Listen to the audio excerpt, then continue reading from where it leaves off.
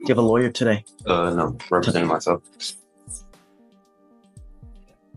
He says repping himself is fun, but this isn't a board game. He's staring down gun charges and fraud. This is real court, real consequences. Would you face the system alone? Let's see how that gamble plays out. You were charged with unlawful carrying of a weapon. It looks like you also, out of the same charge, picked up a fraud as well. I mean, okay, you can represent yourself. It's your absolute right. I mean, I don't know how smart it is. Have you ever represented yourself before? Yeah, many times. How did that go? I have many dismissals. For what kind of cases? I had a dismissal on unlawful carry before. And you represented yourself? Yes. In this court? Harris County. Just found a receipt. Oh, well, I found no probable cause. That's why I got dismissed. You didn't represent yourself. I was representing myself, but the judge did find no probable cause. Was it me? No, it wasn't you. It was. Well, I don't know. I think it was you. 2022. I found no probable cause. I think that was you. You didn't represent yourself for nothing, man. I did it. No. Okay. So, well, you can hope and wish and dream, whatever. If you want to represent yourself, you're entitled to do that, right? But, well, I like to tell people it's like brain surgery. When you need brain surgery, when you need heart surgery, are you going to do that on yourself? Because you're not trained, you don't know how to perform open heart surgery. Same thing with the law. You're not trained in it. Hold up. The judge just compared self-representation to brain surgery, and he's not wrong. This is like defusing a bomb with a YouTube tutorial. One wrong move, and boom, you're the star of your own legal disaster. I mean, I'm assuming that you didn't go to law school, did you? How far did you get in school? I graduated school. I went to some college. How far did you get? 2 years. I got certificates. I mean, not in college, but I went to school. Okay. So we're in the middle of trial now. And so I don't have the time to go through all of what they're called Faretta warnings to see whether you should represent yourself. I'm happy to do that. Why don't we delay it off a week? Are you working at this time? Yeah, and I stay in Austin. I don't live in Houston, so. What do you do for a living? I have my own business. Doing what? Resell clothing, audio production. How much money do you make a month? I can't tell you, but to pay some bills. You're very cryptic in all of your answers, and not only that, but you going to Austin, if you represent yourself, you're going to have to meet with the DAs on a constant basis to get evidence. So that's going to require you to come here to Houston quite a bit. I was ready to find my motion today if I needed to be. Okay. Before I do that, though, I need to have a Faretta hearing. If you're willing to wait, we can do that a little bit later when I take a break in trial. I had my other case upstairs the same day. The judge from when I came to my last hearing. Have you been up there yet? No, I haven't been up there yet. Okay, so go up there. When you're done, come back down here. Don't forget to come back. If you don't come back, I'm going to issue a warrant. Go take care of yourself upstairs and come back. You could let them sign the pro se form. One eternity later. Are you ready? Yes, sir. Okay. All right. So today is September 11th, 2024. It's approximately 12:25 p.m. We are now in Court 5. In front of me, I have Eaton Emitum, case number 2522688. Would you please identify yourself for purpose of the record? The man Eaton Emitum. Would you please raise your right hand? Do you solemnly swear to tell the truth, the whole truth, and nothing but the truth, so help you God? That you're going to tell the truth. That's it. Yes? Okay. State, would you identify?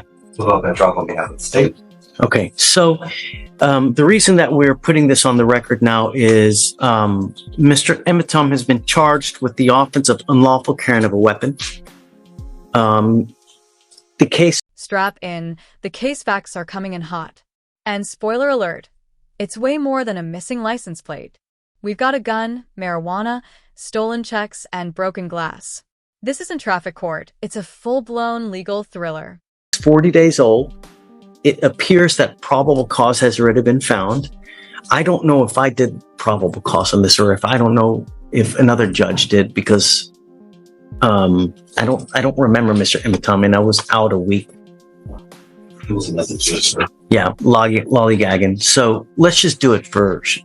On August 2nd, 2024, officers observed a car without a front license plate, changed lanes without a signal, and have expired registration as of March 2023. Upon approaching, officers smelled marijuana. PC search returned 4.17 grams and a loaded Smith & Wesson handgun. Additionally, there was a backpack with 3 checks that did not belong to him. Officer called Kumamoto, who said the checks were stolen from her restaurant on July 8th. When defendant broke the front window, went to the back where the checks were kept in the office, broke the hinge of the back door, and exited. So as a result, because of that, he was charged with felony fraud on that one, on the check. Okay. Yes, he has an open case in the 182nd. Looks like he made a $15,000 bond. With us, I am going to find there's probable cause to go forward. Well, hold on a second. We'll get there. I'll let you say your piece, but do you have a Texas driver license? I have a U.S. private property number with the FMCSA. With my vehicle was on there. It was sticker tags, everything for my business, the Amazon States. That's with the Department of Transportation. Is that from the state of Texas or from where? This is federal. This is with the Department of Transportation. Okay, but you still need a Texas driver license, and you need registration and I did almost that with them because of the private property that I had. They said I didn't. If I didn't need to get registration with the state of Texas because I registered, and they said that would be my volunteer. But since it's private property, I wouldn't have to register it. Okay. From what I know of the law, you need a Texas driver license to be able to drive. This is what jurisdiction is this case being tried on? That's what I'm trying to, because I'm kind of don't know what it's being tried on. It's Criminal, civil, criminal. Yeah. Right. Here comes the classic sovereign citizen play, claiming federal immunity from state laws. But let's get real. Driving isn't a right, it's a privilege. Try dropping that private property line during a traffic stop and see how far it gets you. Facing jail time, right? I believe so. Weren't you taken to jail? Yeah. So that wouldn't lead you to believe it's criminal, right? Yeah, but under common law, or is it military and tribunal? Because also with I've been waiting for something like this for so long. This is so much fun. I'm just trying to see this from what I'm being tried on, because what I was told with the U.S. side, I wouldn't have to register it with the state of Texas, with the registration or licensing. I do have my own place with that vehicle too as well. So, you need a license to drive, a Texas driver license. That's it. You either have one or you don't. The federal government has regulated to the states through the Constitution that they have allowed the states on their own initiative to create laws regarding driving on highways and byways. So that's why you see every single state has different requirements for licensing, insurance, mode of transportation. The federal government has somewhat to do with it, but by and large, they have delegated to the states that they are their own entity with regard to creating laws in their specific highways. So that's why every single state has a different type of license, different type of insurance. Like the Texas driver license is white versus Arkansas might be yellow or red, or Hawaii might be. So that's every single state has their own laws with regard. In Texas, you have to have a Texas driver license. You also have to have liability insurance as a minimum in the event that you get into an accident. Those are the two main requirements that you need to drive.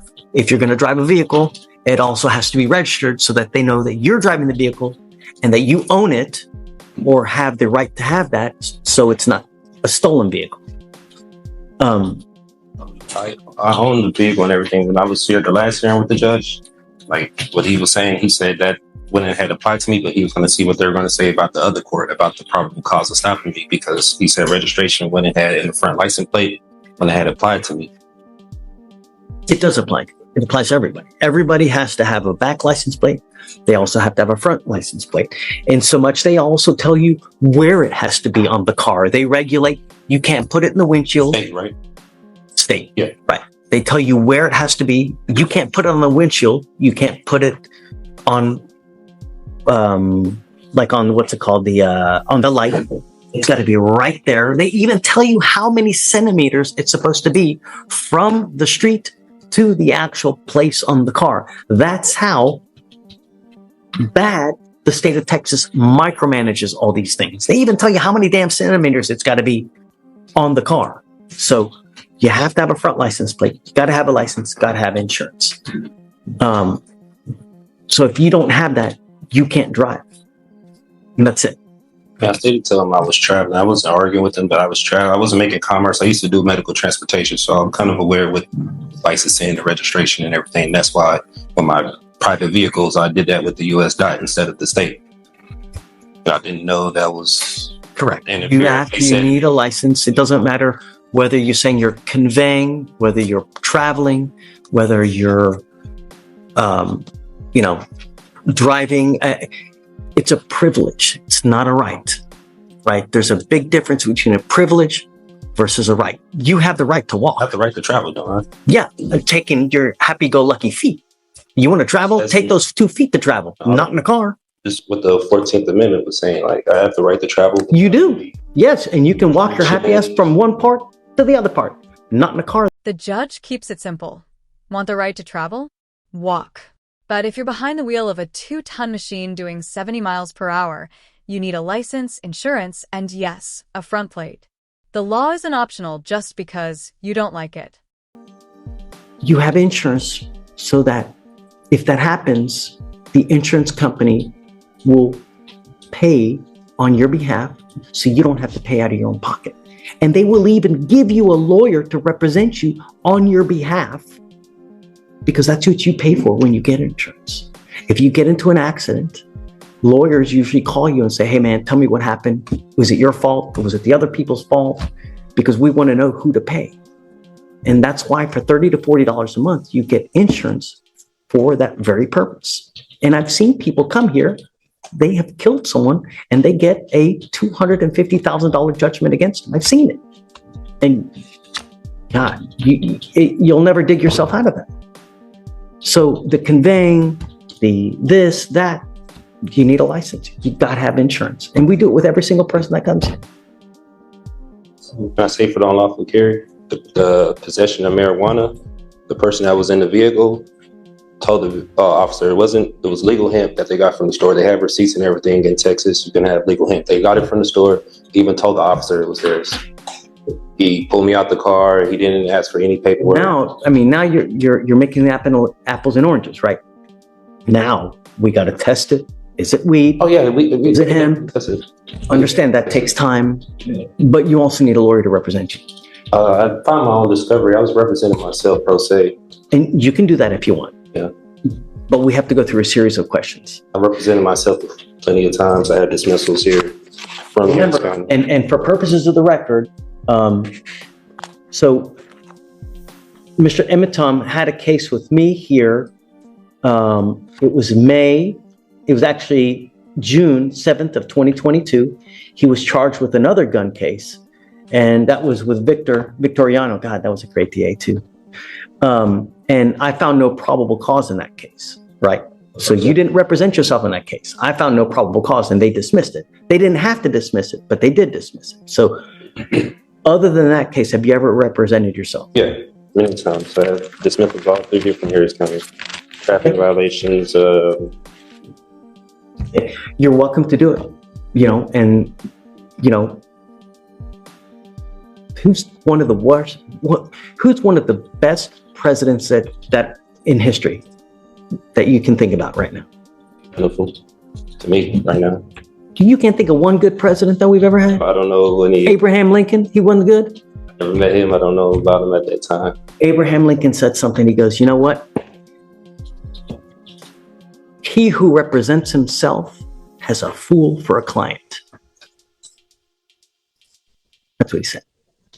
Meaning that when you represent yourself, there is an inherent conflict and there's an inherent bias, and you may not be able to see things objectively, meaning that you have your heart, you've got your soul into this case. So you may not be able to see from an outside position if